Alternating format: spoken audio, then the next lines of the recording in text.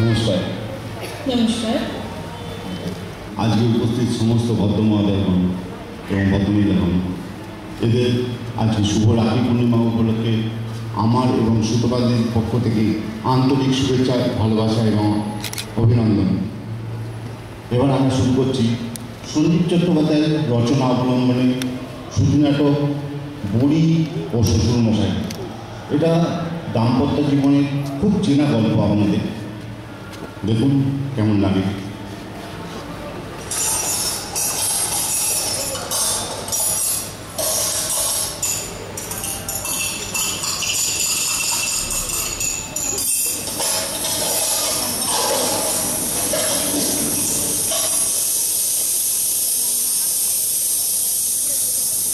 সকাল থেকে রান্না রান্না আর রান্না। কি কি বলছো কি? না, বলছিলাম দারুণ শীতকাল। আচ্ছা, একটু বড়ি টড়ি তো দিতে পারো অন্তত। একটু বড়ি টড়ি তো দিতে পারো অন্তত? হুকুম করা হচ্ছে। না না, হুকুম নয় রে বাবা, অভিলাষ, সামান্য একটা অভিলাষ। আসলে মায়ের ক্ষমতাও গেছে আর আমার খাবারের 12টাও বেড়ে গেছে। থাক থাক, খুব হয়েছে। মাঝে রোজ তোমাকে কেমন পঞ্চব্যঞ্জন রেঁধে খাওয়াতেন তা আমার বেশ জানা আছে। যাও যাও, বেশি বকিও না। বুড়ো মানুষটাকে নিয়ে আর টানাটানি করো না। জানি জানি, আমার কথা বললেই তোমার জ্বালা ধরে। সেই 2006-এ একবার নারকেল ছোলা টোলা দিয়ে মোচা খেয়েছিলাম। 2007-এ হয়েছিল থোর। তারপর থেকে লাগাতার চলছিল ডাল ভাত, আলু ভাতে মাছের ঝাল, আর মাছের ঝাল আলু ভাতে ডাল ভাত। ঘেন্না ধরে গেল জীবনে, ঘেন্না। আমারও। হ্যাঁ, ওই যা আমার যা হবে তোমারও তাই হবে। শুধু হবে না, একেবারে ডবল ডোজে হবে। বাহ, বেশ কৌশল শিখেছ তো। আচ্ছা আচ্ছা, তোমার ঘেন্না ধরার কারণটা কি জানতে পারি? দেখো, কেঁচো ফুটতে যেও না বলে দিচ্ছি। সাপ বেরোবে, সাপ। খাচ্ছ, খেয়ে যাও। বলি, মোচা নারকোল বাজার থেকে কিনে না আনলে আমি কি জন্ম দেবো? ওই দেখুন, ওই টেনিস বলের মতন একটা আলু ভাতে পাতে ছুঁড়ে দিয়ে চলে গেল। বলটা পিছে পড়ে এক হাত লেগ ব্রেক হয়ে গেল। হ্যাঁ গা, হ্যাঁ গা, মাছ ভাজা হয় বসো, বেঁধে দিচ্ছি। হ্যাঁ গা, শুনুন না, একটা কথা বলি। কি বলবে? তাড়াতাড়ি বলো। না, গপ্পে মোচা তোর ধরতে গেলে কলা গাছের বীজ চাই, তা আমি জানি। তবে বাজারে খোলা থেকে থোর মোচা বেরোলে তোমার মুখটা যে কেলো হাঁড়ির মতন হবে বাবা। এটা তো ড্রেসিং রুম নয়। আরে বাবা, মোচা কাটা একটা আলাদা আর্ট। সেটা আমার মা জানতেন, আমার মা। হ্যাঁ হ্যাঁ, তোমার মা সব জানতেন। কবরেজের মেয়ে ছিলেন তো। শেকড় বাকড়, পাতা মাতা, কচু ঘেঁচু। আর তুমি তুমি এদের বাতের মেয়ে, মাছ মাংস পিলে।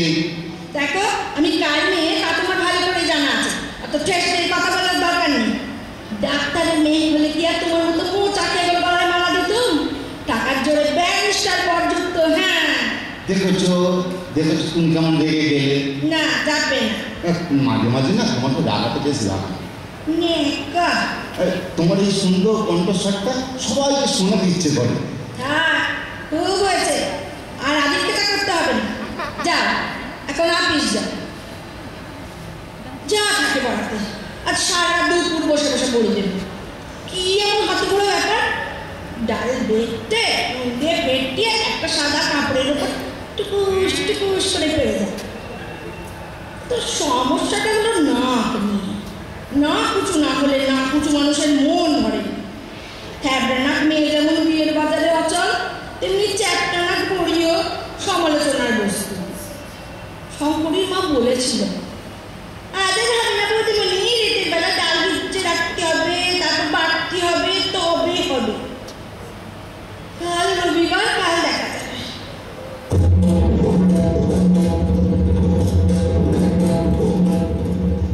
আজ রবিবার।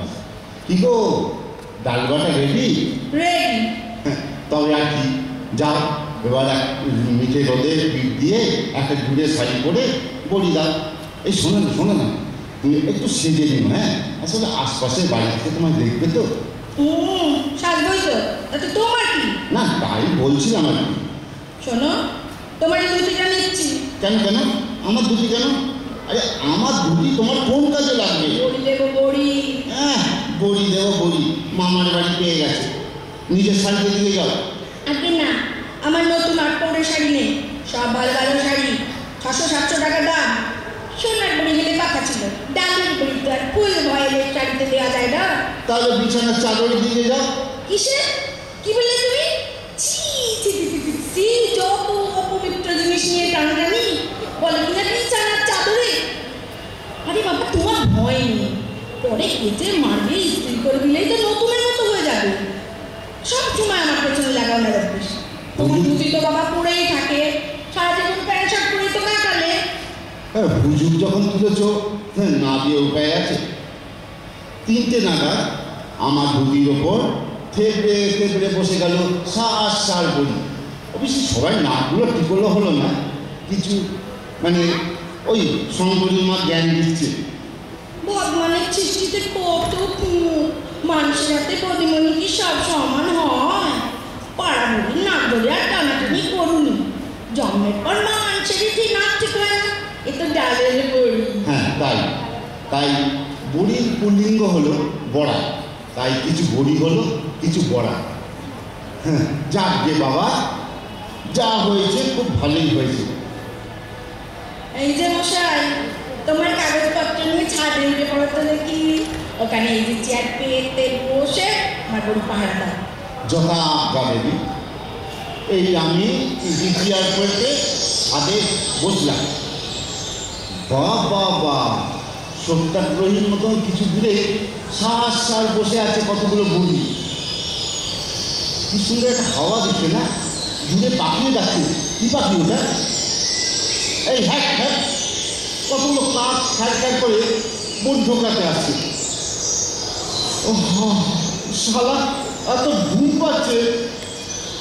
এক কাজ করে, ওই চোখ বুঝিয়ে বড়ি পাহারা দেওয়া যাক। আমার চেহারা ব্যক্তিত্ব দেখে কেউ কাকগুলো আর সামনে আসতে পারবে না। ও মা গো মা,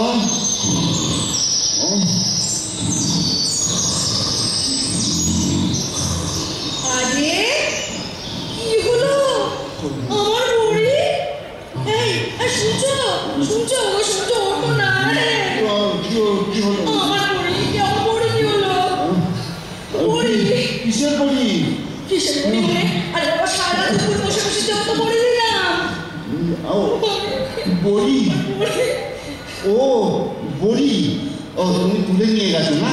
তুলে নিয়ে গেছি, ভালো করে শুকনো আমি তুলে নিয়ে গেছি। পাগল হলে ভক্তির ব্যাপার নাকি? আচ্ছা বসে কথা তো। আচ্ছা কেউ এসেছিল ছাদে? কে আসবে আর কি করতেই বা আসবে তোমার এই পোড়া ছাদে? কিন্তু কাকের তো এত ক্ষমতা হবে না, একটা 10 হাত ধুতিকে খোঁটে করে নিয়ে উড়ে যাবে। হবে আজকালকার কাকেদের সব খেলতে হবে। একসাথে 100 কাক টোটে করে 10 হাত ধুতি নিয়ে বেশ উড়ে যেতে পারবে, আমি জানি। আরে ওই দেখো আম গাছে ওটা কি ঝুলছে? উমা, তাই তো, ওই তো সেই নতুন ধুতি। ওই তো আমার নতুন কাপড়। আচ্ছা ওখানে গেল কি করে বলো তো? ঘুরে গেল বলো তো? ওই বুঝতে পেরেছো? কি করবো? ওই যে পাতা নাড়ালে উনি বসে আছেন, ল্যাজ নাড়ছেন, দেখতে পেয়েছো? হ্যাঁ ওই তো কাপড় সমেত এই রাতে উঠালে লাভ মারলো, ওই তো সেই মুখ পোড়া হনুমানটা। দেখেছো টেনে টেনে কাপড়টা ফর্দা ফাঁই করে দিচ্ছে।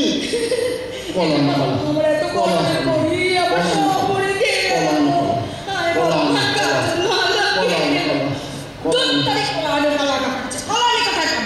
আরে কি মুশকিল, কলা ছাড়া তো ম্যানেজ করতে পারবে না।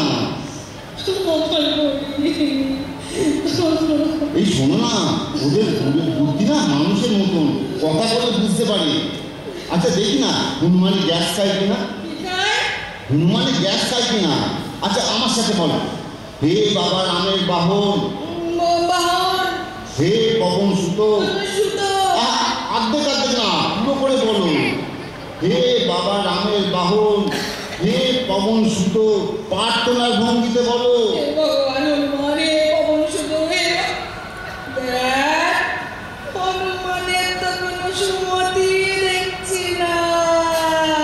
ঠিক আমার শ্বশুর মশাইয়ের মতন একদিন। কি বললে? না না, তখনই বলেছিলাম আমার কাপড়টা দিও না, বলো তো। কে কে পরি পরি করে লাফিয়েছিল শুনি? ও মা, আমার শ্বশুর মশাই না কাঁচি ধুতি পরে লাভ খাচ্ছে। ভালো হবে না বলে দিচ্ছি, যা মুখে আসছে তাই বলছো। ওই বন্ধুটাকে আমার বাবার সাথে তুলনা করছে। তুমি বুঝতে পারছো না, আমি ঠিক তা বলিনি, তুমি আমার কথাটা বলেছো বলেছো, তুমি আমার বাবার মতন বলেছো। আমি বলেছি আমার শ্বশুর মশাইয়ের মতন একদিন। এক দুইকে শুনি, বাড়ি খাবো এক দুইকে। যা, শ্বশুরের মতন একদিনে জামাই গাছে দোল খেতে খেতে পড়ি খাওয়াবে যা। এই বাজে কথা বলো না তো। পড়ি আগাতে বলো, উনি নামটিকে ঘুম দিলেন। হ্যাঁ, কোথায় ঘুম দিয়েছি? হ্যাঁ দিচ্ছে না, আমি দিইনি। না। আরে তার সাথে ঝগড়া করছো, সপ্তাহে একটা দিন ছুটি, তা আবার দিল মাটি করে, আর তারপরে খ্যার খ্যার করে অনেক হয়েছে। চলো নিচে চলো। না যাবো না, যাও। আহা, ছেঁড়া ধুতি আম গাছে ঝুলে থাক, বড়িগুলো ধর্ম ঠাকুরের নিশান হয়ে থাক। চলো নিচে চলো। আমি যাবো না। আহা, চলো না। ওই নেদো ডাল ভাত, আলু ভাতে মাছের ঝাল, আর মাছের ঝাল ডাল ভাত